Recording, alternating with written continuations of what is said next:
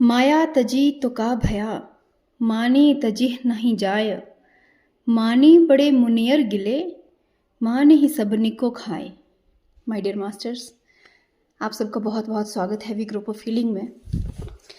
और आज जो हम करने वाले हैं बात, वो है संत कबीर के इस सुंदर से दोहे की, कि जिसका अर्थ है कि अगर आपने माया का त्याग कर भी दिया तो कोई बड़ी बात नहीं है, लेकिन जब तक आप अपने मान सम्मान का त्याग नहीं करते, अर्थात जो मान सम्मान पाने की इच्छा है, जब तक आप उसका त्याग नहीं करते, आप सत्य में त्यागी नहीं होंगे। उसका रीज़न ये है कि अपने जीवन को अगर आप एक बार ध्यान से ऑब्जर्व करें या ध्यान से देखने की कोशिश करें तो आप पाएंगे अधिकतर मनुष्यों की ये आशा रहती है, एक एक्सपेक्टेशन रहती है कि अगला कोई भी है वो मेरी रिस्पेक्ट करे, यानी मेरा मान करे, मेरा सम्मान करे। वो जो सम्मान की चाह है वो इस कदर मनुष्य में इनग्रेन्ड है, इस कदर ये मनुष्य में इनग्रेन्ड है कि वो उस मान सम्मान को कर्तव्यों का नाम दे देता है। एक मदर है, उसकी इच्छा है, बच्चा पैदा होता है तो बच्चे पैदा होने के साथ ही माँ का भी जन्म होता है, लेकिन माँ के जन्म के साथ ही एक एक्सपेक्टेशन भी पैदा होती है कि ये मेरा बच्चा है और ये बड़ा होकर मेरी सेवा करेगा। ये जो एक्सपेक्टेशन है ना, यही है सेवा करेगा। हम किसी की सेवा क्यों करते हैं? जब वो हमारे लिए माननीय, सम्माननीय या पूजनीय होता है। तो उस बच्चे से, वो जो पैदा किया हुआ बच्चा है, माँ बाप उससे मान सम्मान की चाह लगा लेते हैं, जाने और अनजाने में, उन्हें पता भी नहीं होता। और यही बच्चा जब बड़ा होता है और वो हमें वो मान और सम्मान जो हमने अनकॉन्शियस वे में सोच लिया था, जो हमें खुद भी नहीं पता था, जब वो नहीं देता है तो हम बहुत दुखी होते हैं, कष्ट पाते हैं। और साथ ही साथ हम ये कहते हैं, अक्सर हम कहते हैं कि मान सम्मान देना, माँ बाप को मान सम्मान देना बच्चों का कर्तव्य है। हम क्या कर रहे हैं? अपने भीतर की एक्सपेक्टेशन को, अपने भीतर की उस इच्छा को, उस सम्मान पाने की चाह को हम कर्तव्य का नाम दे रहे हैं। और उस कर्तव्य के नाम पे हम कहीं ना कहीं उस बच्चे को मैनिपुलेट कर रहे हैं, उसको एक तरह से हम फोर्स कर रहे हैं कि वो हमारा मान सम्मान करे। जब तक बच्चा छोटा होता है तब तक तो वो उस बात को फॉलो कर लेता है, या हम कहते कि वो मान लेता है, क्योंकि उसे माँ बाप की आवश्यकता है और अभी वो संसार में इतना उलझा नहीं है, हम ये कह सकते हैं उसमें अहंकार का भाव नहीं उत्पन्न हुआ है, तो वो उन बातों को नहीं समझता। लेकिन जैसे से वो बड़ा होता है, क्योंकि फ्रीडम सबको चाहिए, किसे अच्छी नहीं लगती freedom? Freedom from expectations, freedom from control, किसे अच्छी नहीं लगती? यदि हम अपना ये इसी लाइफ में कुछ साल पहले देखें तो हमें भी कभी अपने माँ बाप की जो कंट्रोल था वो अच्छा नहीं लगता था। हम भी उनकी एक्सपेक्टेशन से दुखी थे। हमारे माँ बाप भी हमसे बहुत एक्सपेक्ट करते थे कि मेरा बच्चा ऐसा करेगा, ऐसे करेगी, इतने मार्क्स आएंगे, इतने आएंगे, ये करेगा, वो करेगा। तो कहीं ना कहीं हम भी अंदर ही अंदर से इरिटेट होते थे।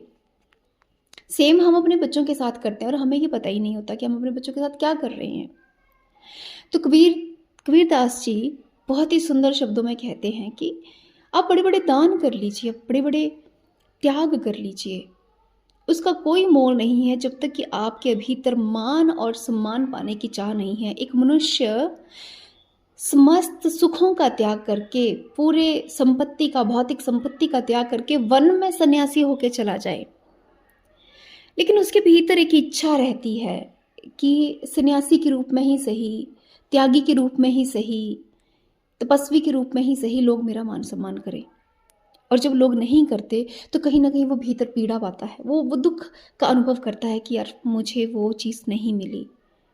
ये सब अनकॉन्शियस वे में वो दुखी है, लेकिन कोई उससे पूछे कि तुम दुखी क्यों हो, तो वो कहेगा कि ये फलां व्यक्ति, मैंने इतना तपस्या की, इतना कुछ किया, उस व्यक्ति के लिए इतना किया, और वो व्यक्ति बिल्कुल नहीं समझते कि मैंने उनके लिए कुछ किया है।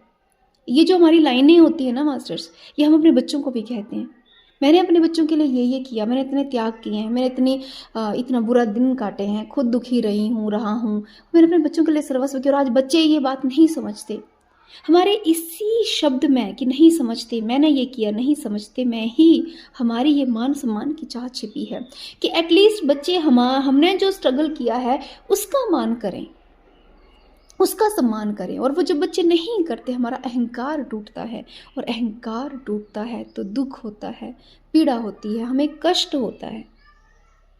मान-सम्मान की चाह अगर हम अपने आस-पास ऑब्ज़र्व करें, तो बहुत से लोग, आपने देखा होगा बहुत से लोगों को ज़रा-सा डिसरिस्पेक्ट कर दो कि वो बस मरने-मारने पे उतर आते हैं। वो मान-सम्मान पाने की चाह है।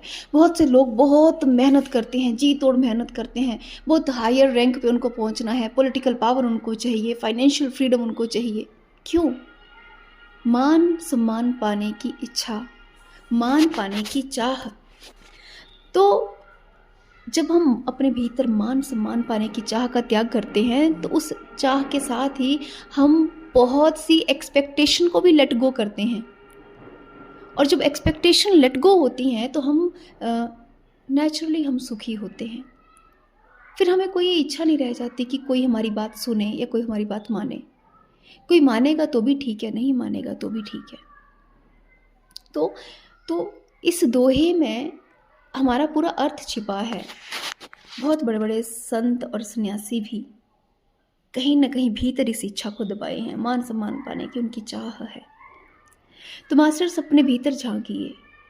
हमें अपने भीतर ही झाँक के अपनी ही वृत्तियों से पार जाना है। जब तक आप वृत्तियों से पार नहीं जाएँगे, आप कितनी भी पूजा-पाठ कीजिए, कितने भी मंत्र चैंटिंग कीजिए, कितनी बड़ी-बड़ी तपस्याएँ कीजिए, वृत्तियों से जब तक आप पार नहीं पाएँगे, जब तक आप वृत्तियों से पार नहीं जाएँगे, आप उस कॉन्शियसनेस को, सुप्रीम कॉन्शियसनेस को आप फ़ील नहीं कर सकते।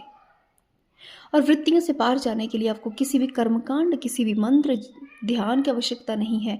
उसके लिए आवश्यकता है केवल एक समझ की, एक अंडरस्टैंडिंग की, एक नॉर्मल अंडरस्टैंडिंग की। और वो अंडरस्टैंडिंग आएगी हमें अपने भीतर झाँकने से कि बुरा जो देखन मैं चला, बुरा न मिलया कोई, जो मन देखा अपना, मुझसे बुरा न कोई। जब हम भीतर झाँकते हैं तो हम पाते हैं कि मैं तो संसार में बुरा देख रहा था, लेकिन अब मुझे मालूम हुआ कि संसार बुरा इसलिए है क्योंकि मेरे भीतर बहुत बुराई है। और ये एहसास जब होगा तो आप वृत्तियों से पार जा सकते हैं, आसानी से जा सकते हैं। संत कबीर उनमें से ही एक थे जिन्होंने कभी कोई, मुझे नहीं लगता कि कभी कोई तपस्या या कोई ऐसा त्याग उन्होंने किया था। वो एक नॉर्मल गृहस्थी जीते भी सुप्रीम कॉन्शियसनेस को जानते थे, वो उसका एहसास करते थे वो, क्योंकि वो अपनी वृत्तियों से पार जा चुके थे। वृत्तियों से पार जाने के लिए केवल और केवल समझ की, अंडरस्टैंडिंग की आवश्यकता है। कुछ बहुत बड़ा नहीं करना पड़ता। सो आई होप जो मैं समझाना चाहती हूँ आपको समझ आया होगा। Thank you so much.